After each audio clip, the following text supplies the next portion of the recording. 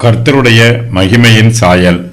அவைகளின் தலைகளுக்கு மேலுள்ள மண்டலத்தின் மீதில் நீல ரத்தினம் போல விளங்கும் ஒரு சிங்காசனத்தின் சாயலும், அந்த சிங்காசனத்தின் சாயலின் மேல் மனுஷ சாயலுக்கு ஒத்த ஒரு சாயலும் இருந்தது. அவருடைய இடுப்பாக காணப்பட்டது முதல் மேலெல்லாம் உட்புறம் சுற்றிலும் அக்னிமயமான சொகுசாவின் நிறமாயிருக்க கண்டேன். அவருடைய இடுப்பாக காணப்பட்டது முதல் கீழெல்லாம் அக்னிமயமாகவும் அதை சுற்றிலும் பிரகாசமாகவும் இருக்க கண்டேன். மழை பெய்யும் நாளில் மேகத்தில் வானவில் எப்படி காணப்படுகிறதோ அப்படியே சுற்றிலும் உள்ள அந்த பிரகாசம் காணப்பட்டது. இதுவே கர்த்தருடைய மகிமையின் சாயலுக்குரிய தரிசனமாயிருந்தது. அதை நான் கண்டபோது முகங்குப்புற விழுந்தேன். அப்பொழுது பேசுகிற ஒருவருடைய சத்தத்தை கேட்டேன். கர்த்தர் தம்மை தேவதூதர்களுக்கு ஆண்டவராக வெளிப்படுத்துகிறார். இந்த பூமியில் நடைபெறுகிற அனைத்து காரியங்களும் கர்த்தருடைய சித்தத்தின் பிரகாரமாகவே நடைபெறுகிறது. கர்த்தர் சொல்ல நடக்கிறது, அவர் சொல்ல நிற்கிறது. கர்த்தரே சர்வத்தையும் ஆளுகை செய்கிறார், அவரே எல்லாவற்றையும் வழிநடத்துகிறார். எசேக்கியேல் இதுவரையிலும் 4 ஜீவன்களையும் சக்கரங்களையும் பார்த்தார். அவர் தன்னுடைய கண்களை இன்னும் ஏறெடுத்து பார்க்க வேண்டும். அவர் 4 ஜீவன்களுக்கு மேலாகவும் சக்கரங்களுக்கு மேலாகவும் உயரே பார்க்கும்போது அவரால் நித்திய வார்த்தையை பார்க்க முடியும், அவருடைய சத்தத்தை கேட்க முடியும். எசேக்கியேல் தேவதூதர்களுடைய தலைகளுக்கு மேலான மண்டலத்தின் மேல் இருந்து பிறந்த ஒரு சத்தத்தை கேட்கிறார். அவர் தன்னுடைய தலையை ஏறெடுத்து பார்க்கிறார். பத்மு தீவிலே யோவான் தன்னுடைய கண்களை ஏறெடுத்தது போல எசேக்கியேலும் கேபார் நதி அண்டையிலே தன் கண்களை ஏறெடுக்கிறார். அப்பொழுது என்னுடனே பேசின சத்தத்தை பார்க்க திரும்பினேன். திரும்பின போது 7 பொன் குத்து விளக்குகளையும், அந்த 7 குத்து விளக்குகளின் மத்தியிலே நிலையங்கி தரித்து மார்பருகே பொற்கச்சை கட்டியிருந்த மனுஷகுமாரனுக்கு ஒப்பானவரையும் கண்டேன் என்று யோவான் சொல்லுகிறார். எசேக்கியேல் மண்டலத்தின் மீதில் சிங்காசனத்தின் மகிமையை காண்கிறார். அந்த சிங்காசனம் கிருபையின் சிங்காசனம், அது வெற்றியின் சிங்காசனமாகவும் ஆளுகை செய்கிற சிங்காசனமாகவும் நியாய தீர்ப்பின் சிங்காசனமாகவும் இருக்கிறது. எசேக்கியேல் பார்த்த சிங்காசனத்தின் சாயல் நீல ரத்தினம் போல விளங்கிற்று. அந்த சிங்காசனத்தின் சாயலின் மேல் மனுஷ சாயலுக்கு ஒத்த ஒரு சாயலும் இருந்தது. கர்த்தராகிய இயேசு கிறிஸ்து இந்த பூமியில் அவதரிப்பதற்கு முன்பாக மீட்பருடைய ஆளுகையையும் மகிமையையும் கண்ணியத்தையும் எசேக்கியேல் தரிசிக்கிறார். எசேக்கியேல் மண்டலத்தின் மேலே ஒரு சிங்காசனத்தின் சாயலை காண்கிறார். தேவனுடைய தெய்வீக வெளிப்பாடு அவருடைய ராஜரீக அதிகாரத்தினால் உறுதி பண்ணப்படுகிறது. நாம் இயேசு கிறிஸ்துவை நம்முடைய விசுவாச கண்களினால் தரிசிக்கும் போது அவரை சிங்காசனத்தின் மேல் வீற்றிருக்கிறவராக பார்க்க வேண்டும். யோவான் பரம தரிசனத்தை தரிசித்த போது முதலாவதாக வானத்தில் வைக்கப்பட்டிருந்த ஒரு சிங்காசனத்தையே பார்த்தார். சர்வ அதிகாரமும் சர்வ ஆளுகையும் உள்ள கர்த்தர் சிங்காசனத்தின் மேல் வீற்றிருக்கிறார். உடனே ஆவிக்குள்ளானேன். அப்பொழுது இதோ வானத்தில் ஒரு சிங்காசனம் வைக்கப்பட்டிருந்தது. அந்த சிங்காசனத்தின் மேல் ஒருவர் வீற்றிருந்தார். வெளிப்படுத்தின விசேஷம் 4:2. எசேக்கியேல் பார்த்த தரிசனம் மனுபுத்திரர் எல்லோருக்கும் ஒரு நற்செய்தியாகும். மண்டலத்தின் மேலே உள்ள சிங்காசனத்தில் மனுஷ சாயலுக்கு ஒத்த ஒருவர் இருக்கிறார். அவர் தம்மை வெளிப்படுத்தவோ அதிலும் தம்மை மனுஷ சாயலுக்கு ஒப்பாக வெளிப்படுத்தவோ வெட்கப்படவில்லை. கர்த்தராகிய இயேசு கிறிஸ்து தம்மை மனுஷ சாயலாக மனுக்குலத்திற்கு வெளிப்படுத்துவது தேவனுடைய சித்தமாகவும் அவருக்கு பிரியமானதாகவும் இருக்கிறது. எசேக்கியேல் சிங்காசனத்தின் மேல் வீற்றிருக்கிறவரை நியாயாதிபதியாகவும் ராஜாவாகவும் பிரபுவாகவும் பார்க்கிறார். மனுஷருடைய சரித்திரத்தில் மனுஷ சாயலுக்கு ஒத்த அவரை போல இதுவரையிலும் யாரும் வெளிப்பட்டதில்லை. அவருடைய இடுப்பாக காணப்பட்டது முதல் மேலெல்லாம் உட்புறம் சுற்றிலும் அக்கினிமயமான சொகுசாவின் நிறமாய் இருக்கிறது. அவருடைய இடுப்பாக காணப்பட்டது முதல் கீழெல்லாம் அக்கினிமயமாகவும் அவரை சுற்றிலும் பிரகாசமாகவும் இருக்கிறது. தேவன் ஒளியில் வாசம் பண்ணுகிறார். அவர் வெளிச்சத்தை தம்முடைய வஸ்திரமாக தரித்திருக்கிறார். தேவனுடைய சரீரம் முழுவதும் அக்கினிமயமான சொகுசாவின் நிறமாய் இருக்கிறது. அவருடைய இடுப்பு பகுதியெல்லாம் அக்கினிமயமாகவும் அதை சுற்றிலும் பிரகாசமாகவும் இருக்கிறது.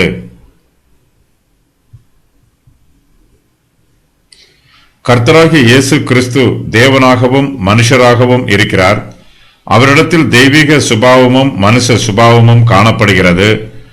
அவர் தேவ சாயலானவர். அதே வேளையில் மனுஷ சாயலுக்கு ஒத்த சாயலும் அவரிடத்தில் இருக்கிறது.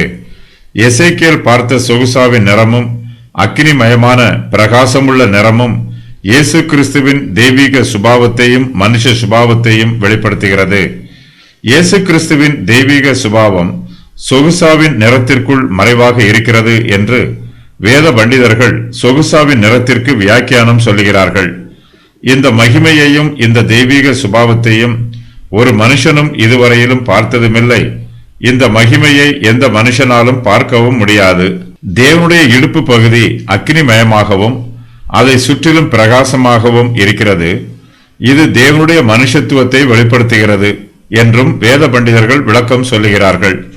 இயேசு கிறிஸ்துவை முகமுகமாய் தரிசித்தவர்கள் அவருடைய மனுஷ சுபாவத்தையே தரிசித்தார்கள்.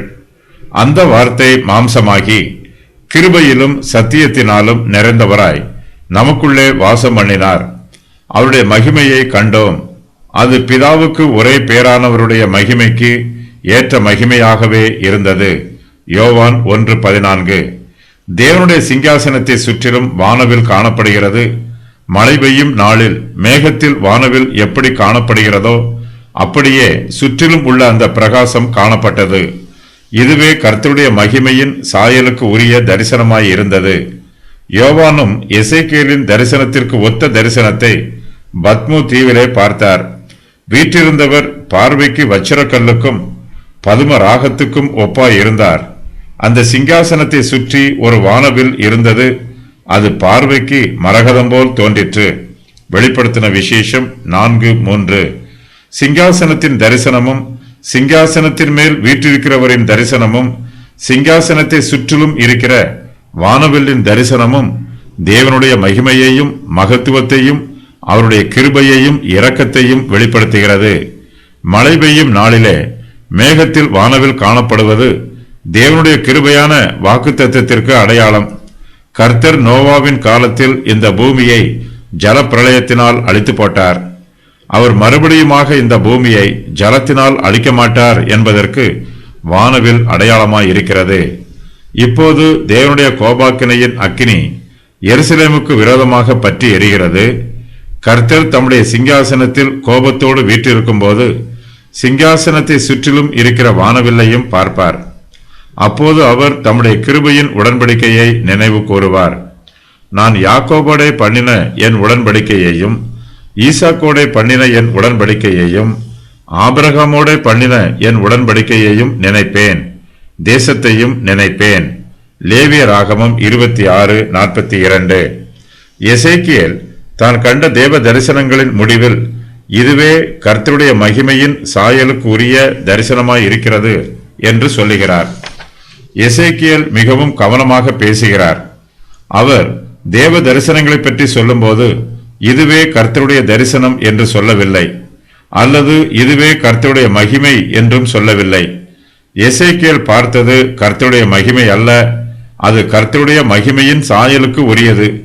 கர்த்தருடைய மகிமை எப்படி இருக்குமோ அப்படிப்பட்ட சாயலில் எசேக்கியேல் இந்த தரிசனத்தை பார்த்திருக்கிறார். கர்த்தருடைய மகிமையின் நிழலை பார்த்திருக்கிறார். எசேக்கியேல் பார்த்தது பொருளாயிராமல் நிழலாய் இருக்கிறது. இப்படி இருக்க நியாய பிரமாணமானது வரப்போகிற நன்மைகளின் பொருளாய் இராமல் அவைகளின் நிழலாய் மாத்திரம் இருக்கிறபடியால் வருஷந்தோறும் இடைவிடாமல் செலுத்தப்பட்டு வருகிற ஒரே விதமான பலிகளினாலே அவைகளை செலுத்த வருகிறவர்களை ஒரு காலம் பூரணப்படுத்த மாட்டாது. எபிரெயர் 10:1. எசேக்கியேல் பார்த்த தரிசனம் அவருக்குள் மிகப்பெரிய பாதிப்பை உண்டு பண்ணிற்று. அந்த தரிசனத்தை எசேக்கியேல் கண்டபோது அவர் முகங்குப்புற விழுகிறார். அந்த தரிசனம் அவரை மேற்கொள்கிறது. முகங்குப்புற விழுவது பரிசுத்தமான பயபக்திக்கு அடையாளம். எசேக்கியேல் இதுவரையிலும் பார்த்த தேவ தரிசனங்கள் கர்த்தருடைய வார்த்தைகளை கேட்பதற்கு அவரை ஆயத்தம் பண்ணுகிறது.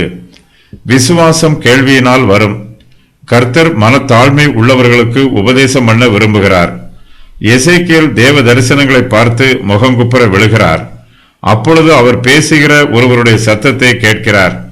இந்த சத்தம் தேவதூதர்களுடைய தலைகளுக்கு மேலான மண்டலத்தில் இருந்து பிறந்த சத்தமாகும். இது சிங்காசனத்தின் மேல் வீற்றிருக்கிறவர் பேசுகிற சத்தமாகும். கர்த்தர் தம்முடைய வார்த்தைகளை எசேக்கியேலுக்கு சொல்லுகிறார். சிங்காசனத்தின் சாயலின் மேல் மனுஷ சாயலுக்கு ஒத்த ஒரு சாயல் இருந்தது. தேவனுடைய சாயல் மனுஷனுடைய சாயலை போல இருக்கிறது. தேவன் தமது சாயலாக மனுஷனை சிருஷ்டித்திருக்கிறார். இங்கு இடுப்புக்கு கீழ் அவர் மனுஷ சாயலாக இருக்கிறார். எசேக்கியேல் 8:3 மனுஷனுடைய கைபோல் தோன்றினதை அவர் நீட்டினார் என்று எழுதப்பட்டிருக்கிறது. அந்த கையினால் அவர் எசேக்கியேலின் தலைமயிரை பிடித்து தூக்கினார். அவரை பூமிக்கும் வானத்திற்கும் நடுவே கொண்டு போனார். எருசலேமில் வடதிசைக்கு எதிரான உள் வாசலின் நடையிலே விட்டார். எசேக்கியேல் புஸ்தகத்தில் கூறப்பட்டிருக்கும் ரதம் கர்த்தருடைய ரதமாகும். கர்த்தர் ஓரிடத்தில் இருந்து மற்றொரு இடத்திற்கு பிரயாணம் பண்ணுவதற்கு இந்த ரதத்தை பயன்படுத்துகிறார். 2 சாமுவேல் 22:11, சங்கீதம் 18:10 ஆகிய வசனங்களில் கர்த்தர் கேருபீன்கள் மேல் ஏறி வேகமாக செல்கிறார் என்று கூறப்பட்டிருக்கிறது. கர்த்தர் சர்வ வியாபகர். அவர் எவ்விடத்திற்கும் எப்படி வேண்டுமானாலும் போகக்கூடியவர். ஒரே வேளையில் எல்லா இடங்களிலும் இருக்கக்கூடியவர். ஆகையினால் கேருபீன்களை தவிர அவர் வேறு உபாயங்கள் மூலமாகவும் ஓரிடத்தில் இருந்து மற்றொரு இடத்திற்கு கடந்து செல்லுகிறார். கர்த்தர் சர்வ வியாபகர், ஆனால் அவர் சர்வ சரீரம் உடையவர் அல்லர். எசேக்கியேல் 1:28 சொல்லப்பட்டிருக்கும் வானவில் என்பது மெய்யான வானவில், அடையாளம் அல்ல. அதுபோலவே இந்த வசனத்தில் சொல்லப்பட்டிருக்கும் கர்த்தருடைய மகிமையின் சாயல் என்பது கர்த்தருடைய மகிமையின் மெய்யான சாயல், அது அடையாளம் அல்ல.